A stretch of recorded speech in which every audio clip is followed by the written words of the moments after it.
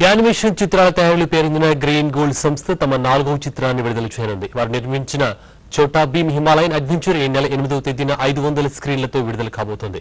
హిమాలయాలు సంచరించే అనుభూతి పొందేలా చోటా భీమ్ హిమాలయన్ అడ్వెంచర్ చిత్రాన్ని నిర్మించినట్టు సంస్థ డైరెక్టర్ నిర్మాత రాజు చిలుక వెల్లడించారు.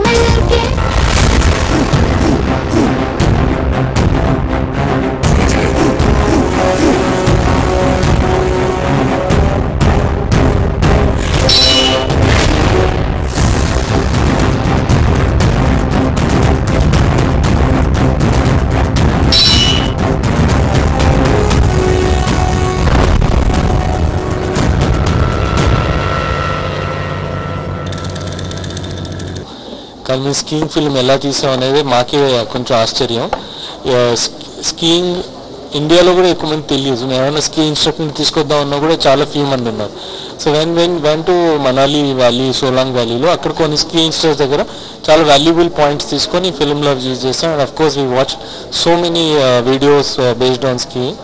అండ్ మా యానిమేటర్స్ అన్ని వాళ్ళు చూసి హౌ టు బెండ్, టర్నింగ్ ఎలా, యాంగిల్స్ ఎలా ఉండాలి ఇవన్నీ చేసాం.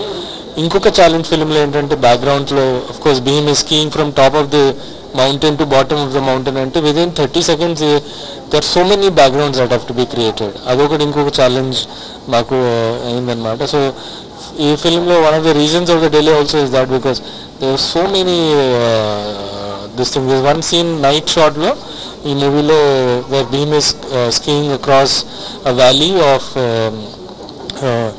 Ice and snow while there is a snowstorm anamata. So that was one of the most difficult scenes we had in this thing.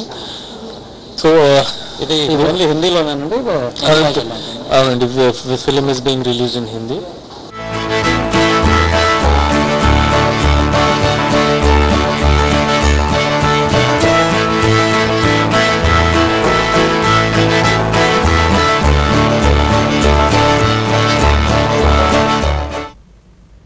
కుత్బుల్లాపూర్లోని Shapur నగర్లో నిర్మించబోయే రిజర్వాయర్కు మంత్రి కేటీఆర్ శంకుస్థాపన చేశారు. ఈ కార్యక్రమంలో